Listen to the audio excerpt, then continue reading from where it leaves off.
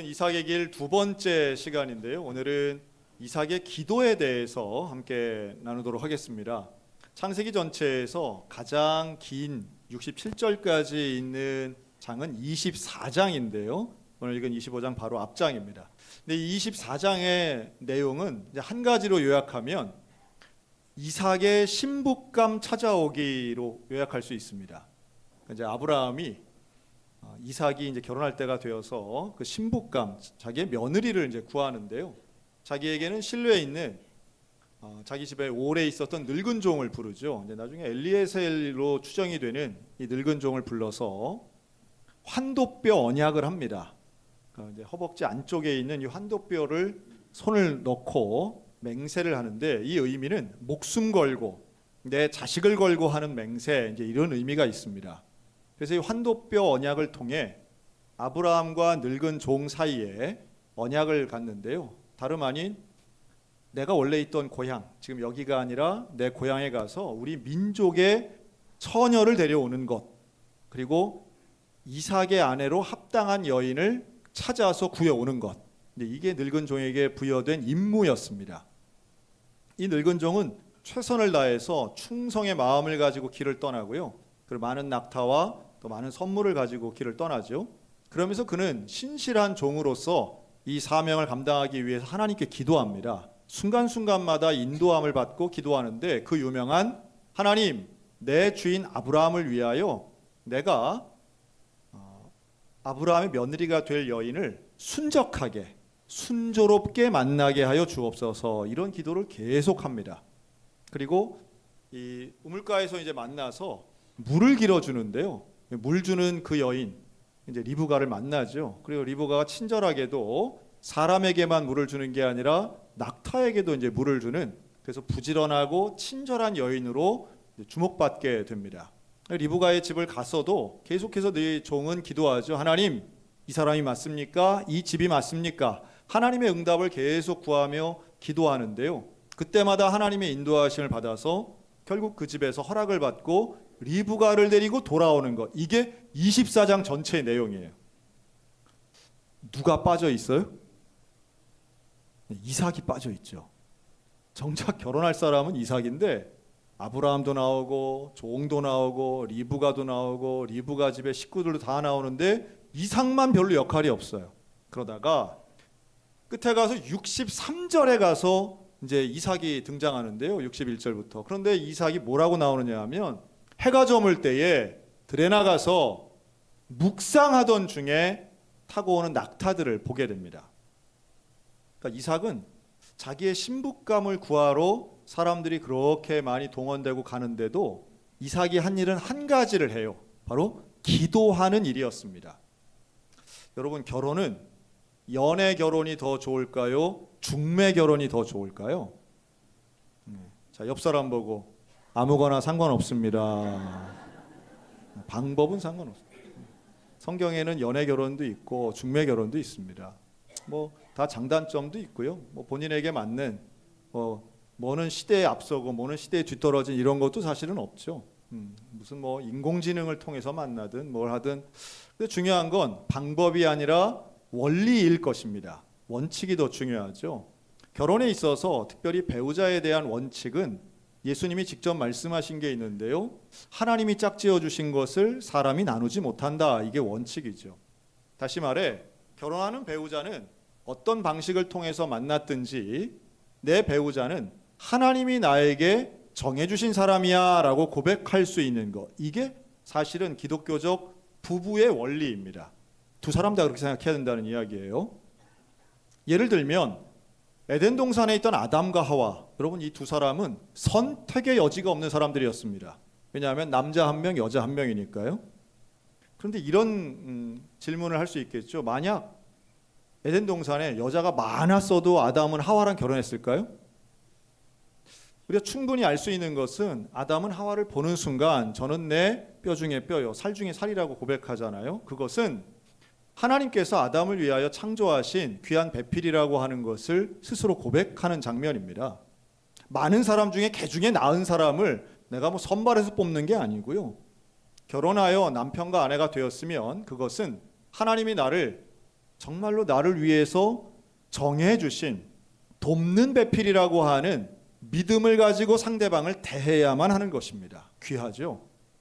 다시 말해 이삭은 본인이 리브가를 선택한 게 아니에요.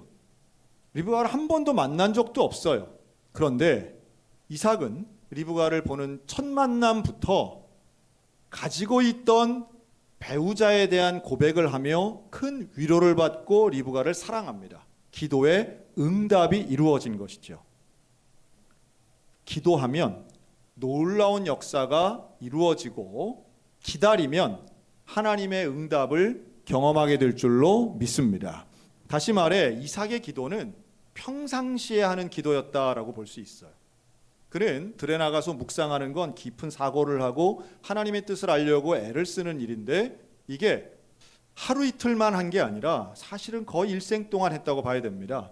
하나님께 기도하는 건 일상을 대하는 태도고 그 하나님 앞에 기도할 때에 결국 하나님을 신뢰하는 믿음의 사람은 어떤 상황에서도 기도의 원칙을, 기도의 원리를 지켜낼 수 있습니다. 자, 이렇게 데리고 온 리브가와 결혼을 해요. 결혼할 때 이삭의 나이가 40살이었습니다. 다 가진 사람들이었죠. 사실은 리브가도 훌륭한 처자였고 이삭은 아버지 아브라함이 물려준 많은 재산이 있었어요. 그리고 많은 종도 있었고 이삭은 건전하고 건실하면서도 건강한 사람이었습니다.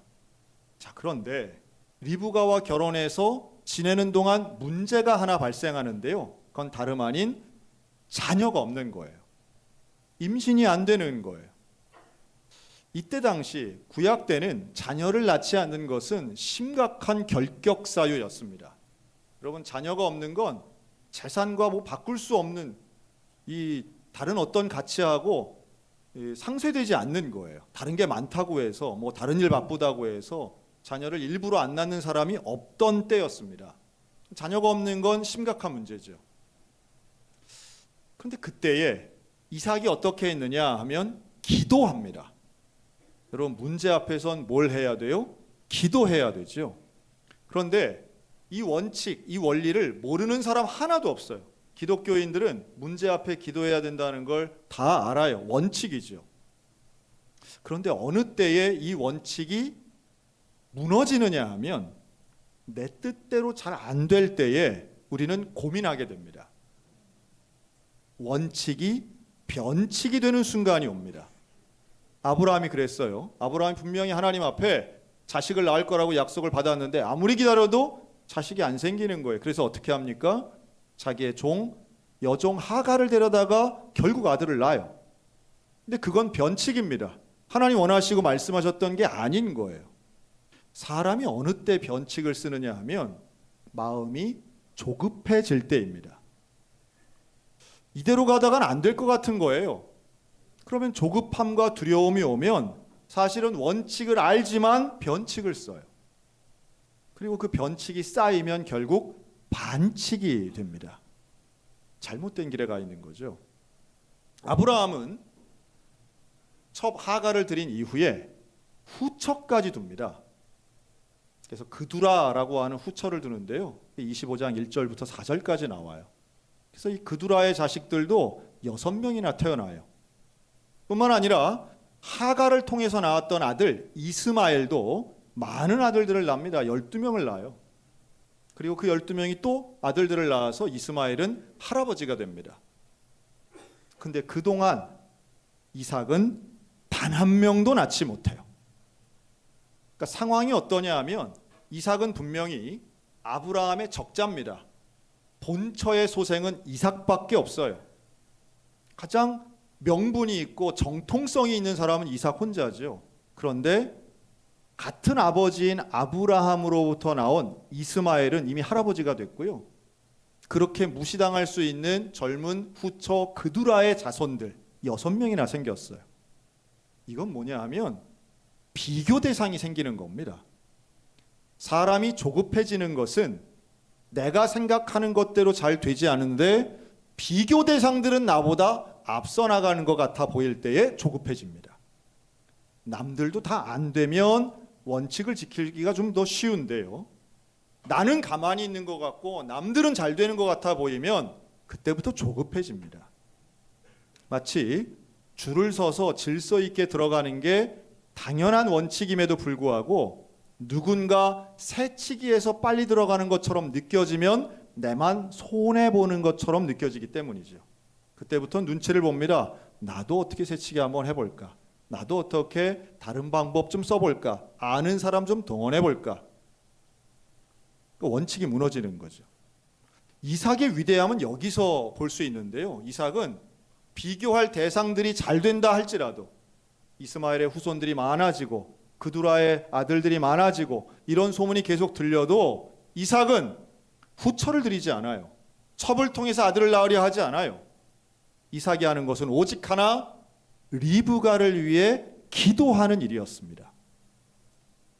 참 이거 위대하죠. 사실 이삭이 아버지 아브라함이나 자기 아들 야곱이나 혹은 그 손자 요셉과 비교할 때 바로 이 지점에서 이삭은 가장 탁월한 면을 보여줍니다.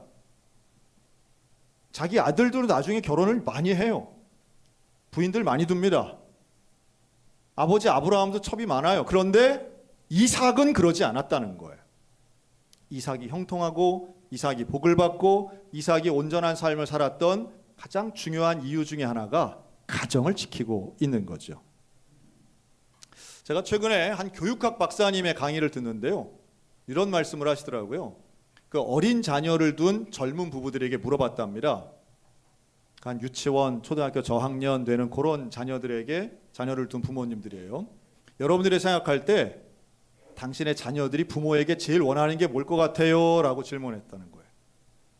그랬더니 젊은 부모들이 대부분 이야기한 게 아마도 우리의 자녀들은 엄마 아빠가 시간을 많이 내서 우리와 함께 놀아주는 것, 우리와 시간을 함께 공유하는 것, 이걸 원할 것 같아요 라고 대답했다는 거예요.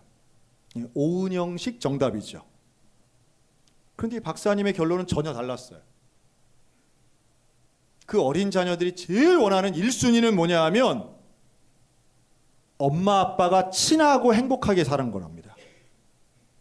엄마 아빠가 친하게 서로를 대할 때 행복하고 즐거운 얼굴로 사는 것, 그거 원한다는 거예요. 원리죠. 그러니까 같이 놀아도요 불편한 자녀들이 있는 거예요. 눈치가 보이는 자녀들이 있는 겁니다. 함께 여행을 갔는데 엄마 아빠가 사이가 안 좋은 걸 느끼는 거예요. 좋은 데 가서 비싼 음식을 먹는데 아빠가 엄마 무시하는 게 보이는 거예요. 엄마가 아빠를 막 원망하는 게 느껴지는 거예요. 그 안에서는 행복이 없는 거죠. 여러분, 누가 뭐라 해도 남편과 아내, 아버지와 어머니가 서로 친밀한 것이 모든 가정에, 특별히 기독교적 관점에서 본다면 이것이 행복한 가정의 시작점입니다. 그런 면에서 보면 이삭은 아내 리브가를 위해서 기도하잖아요. 이게 참 위대한 일이에요. 행복하고 하나님으로부터 응답받고 복을 받는 그러한 가정에는 아내를 위해 기도하는 남편이 있습니다. 자, 우리 남편들만 저를 따라해 주세요. 아내를 위해 기도하겠습니다. 따라해 주셔서 참 고맙습니다. 대개 아내들은 남편을 위해서 많이 좀 기도하시는 분들이 조금 더 많은 것 같은데요. 아내를 위해 기도하는 일은 부족함이 없습니다. 즉, 아내를 위해 기도하는 그 자체가 위대한 일이고 자녀를 위해 기도하는 건 그 다음으로 두셔도 됩니다. 배우자를 위한 기도는 우리가 맨 먼저 해야 할 기도이고 그 기도를 통해서 가정의 원칙과 원리가 세워져 가는 거예요. 이삭은 리브가를 위해서 기도했고 이삭은 리브가를 사랑했으며 이삭은 리브가를 끝까지 사랑합니다. 리브가를 배신하지 않아요. 리브가의 마음에 정말 마음 아픈 일을 안 하려고 애썼던 사람이 이삭입니다. 그리고 그렇게 기도했더니 하나님이 그 기도를 들어주시죠. 그래서 리브가가 임신을 합니다. 참 놀랍게 임신해요. 몇 년 만에 임신했다고요? 결혼하고 20년 만에. 말이 쉽죠. 20년 동안 원칙을 지킨다는 건 이때 당시에 사람들도 또 이삭의 그러한 돈 많고 여유 있던 상황들을 생각하면 결코 쉽지 않습니다.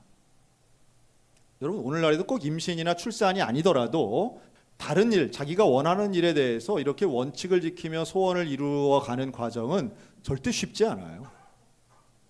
변칙반칙 쓰는 게 무슨 대단한 일이 아니라 내가 할 수 있는 범위 안에서 요령 피우는 일이죠. 근데 그렇지 않고 하나님께 기도하면서 하나님이 정말로 원하시는 바 약속을 주셨으니 그 약속이 이루어질 거라고 하는 신뢰감을 가지고 이삭은 20년을 기도해요. 저는 이 믿음이 사실은 기도 응답의 핵심이라고 봅니다. 누가 응답받는 기도를 하느냐 하면 하나님을 신뢰하는 사람이에요. 하나님을 믿는 사람이에요. 기도하는데 하나님을 안 믿나? 여러분, 놀랍게도 기도를 하는 것 같은데 하나님을 전적으로 믿지 않고 기도하는 척 할 수도 있습니다. 그리고 조금 더 정확하게 얘기한다면 기도를 좀 해보다가 안 된다 싶으면은 그냥 내려놓는 거예요. 기도 안 하고 내 방법을 택하는 거죠. 여러분, 포기하지 않고 기도한다는 건 다른 말로 하면 하나님을 바라보는 겁니다. 너는 내게 부르짖으라, 내가 내게 응답하겠고 내가 알지 못하는 크고 은밀한 일을 내게 보이리라. 예레미야 33장에 나오는 말씀은 내게 부르짖으라 라고 하는 건 다른 표현으로 한다면 나에게만 부르짖어라, 하나님만 찾으라는 말씀인 거예요.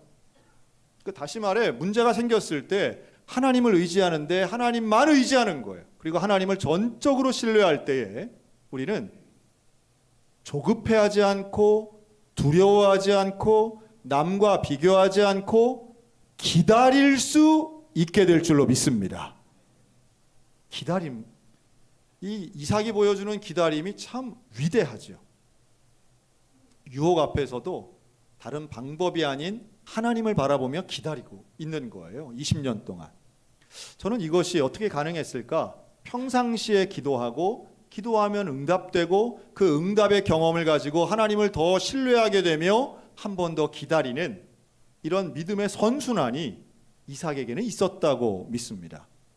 저는 여기 있는 우리 모두에게 이러한 하나님을 믿는 믿음으로 기다리며 인내하며 기도하는 영성의 성도들이 되셨으면 좋겠습니다. 우리뿐만 아니라 우리의 자녀들도 이런 믿음이 있었으면 참 좋겠어요. 그래서 이삭처럼 기도하며 결혼하고 기도하며 기다리고 기도하며 응답받는 거예요. 하나님의 일이 이루어지기를 바라는 마음 가지고 기다리는 사람은 그냥 짜증나게 기다리는 게, 억지로 기다리는 게 아니라 하나님을 신뢰하니까, 내가 하나님을 믿었더니 기뻤고 하나님께 응답받으니 행복했고 하나님과 함께하니까 형통했다는 그러한 영적 경험들이 쌓이면요, 진짜 기도해야 될 그 시점에 기도할 수 있다고 저는 확신합니다.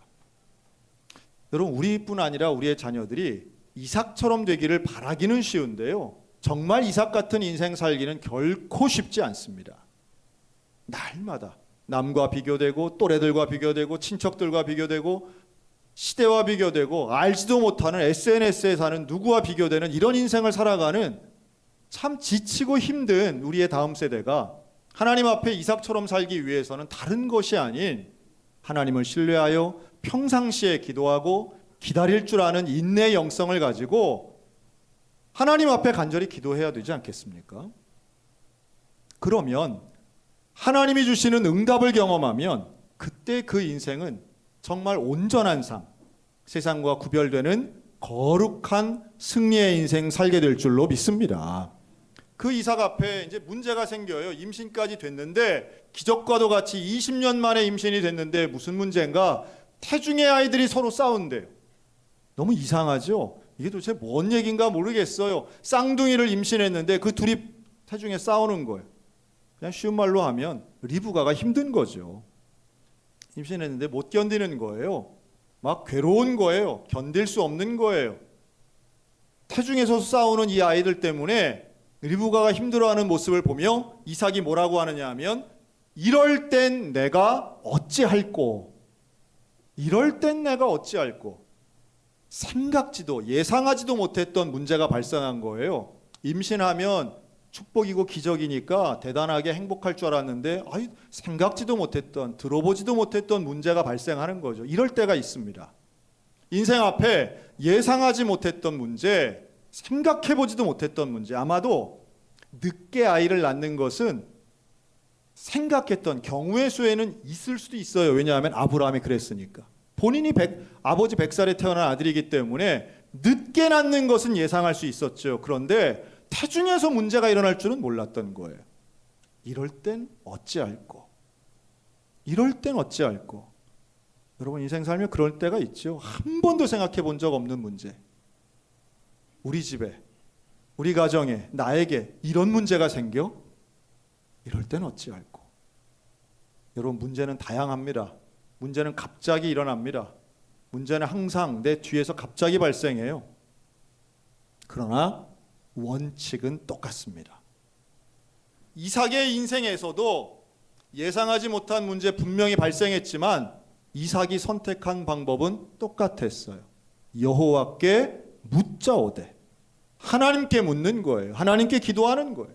지금까지 그랬던 것처럼 평상시에도 젊을 때도 기도했고, 결혼해서도 기도했고, 아이가 없어도 기도하고, 소원을 위해서도 기도했지만 돌발적인 상황에서도 이삭이 선택한 것은 기도였다는 거예요.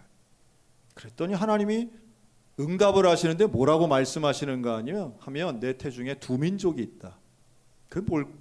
지금 싸워서 걱정인데 평화를 선포하는 게 아니라 두 민족이 있대요. 강한 자 약한 자가 있대요. 큰 자 작은 자가 있대요. 이게 응답 맞나요? 문제 해결 맞나요? 여러분 하나님 만나는 게 해결인 줄로 믿습니다. 하나님의 음성을 듣는 게 해결인 줄로 믿습니다. 하나님의 응답은 하나님이 함께 하시는 자체가 응답인 거예요. 걱정하지 마라. 힘들어도 괜찮아. 싸우는 게 그 복중에서 막 애들이 뛰놀고 막 싸우고 하는 것처럼 힘들어도, 그러나 이들은 내가 너에게, 너희 부부에게 약속한 자녀들이고 이들을 통해서 두 민족이 나올 거야.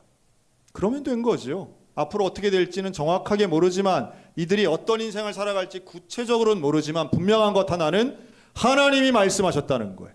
하나님이 함께 하셨다는 거예요. 여러분 우리들에게도 이 믿음이 있으셨으면 좋겠습니다. 돌발적인 문제 앞으로 계속 생길 겁니다. 질병의 문제도 있고요. 사업이 안 될 때도 있고요. 그렇다면 우리에게 있는 이러한 심각하고 어렵고 돌발적인 문제 앞에 변함없는 원칙 하나, 기도하셔야 됩니다. 하나님 앞에 기도하면 하나님 분명히 말씀하시고 하나님 우리와 함께 하시고 우리의 인생을 책임져 주실 줄로 믿습니다. 여러분 병원 가서 의사 선생님 앞에 가면 수술할 때 옷 다 벗어야 되잖아요. 거기서 부끄럽다고 감추고 이럴 수 없잖아요. 똑같아요. 내 문제를 가지고 하나님 앞에 나아갈 때는 자존심 없습니다. 부끄러움 없어요. 체면 같은 게 무슨 소용이겠어요. 하나님 앞에 나아가며 하나님 앞에 이거 어떻게 하면 좋겠습니까? 이거 어찌할 거라고 하는 마음으로, 간절한 마음으로 기도하는 것은 내게는 능력 없습니다. 내게는 지식 없습니다. 내게는 방법 없습니다. 하나님 어떻게 하면 되겠습니까? 어찌하면 좋겠습니까? 라고 하는 그 간절한 마음으로 기도할 때 이삭과 함께 하신 하나님이 우리와 함께 하실 줄로 믿습니다. 우리를 책임져 주실 줄로 믿습니다. 그리고 야곱과 에서가 태어나게 하신 하나님이 결국 이 가정을 이끄시고, 문제도 있고 그들에게도 인생의 어려움이 있었지만 결국 기도하는 가운데 야곱과 에서는 화해하고 이들을 통해서 이스라엘의 민족이 새롭게 성장하곤 했습니다. 오늘 우리들에게도 똑같은 일이 벌어질 줄로 믿습니다. 고난 앞에 기도를 선택하시기 바랍니다. 원칙을 포기하지 마시기 바랍니다. 낙심하거나 두려워하지 마시기 바랍니다. 가족을 위해, 아내를 위해, 배우자를 위해 기도하시기 바랍니다. 그런 가운데 하나님이 응답하시는 그 응답을 끝까지 인내하며 기다리는 이삭 같은 기도의 길을 걷는 저와 여러분들 다 되시기를 주님의 이름으로 축원합니다. 아멘.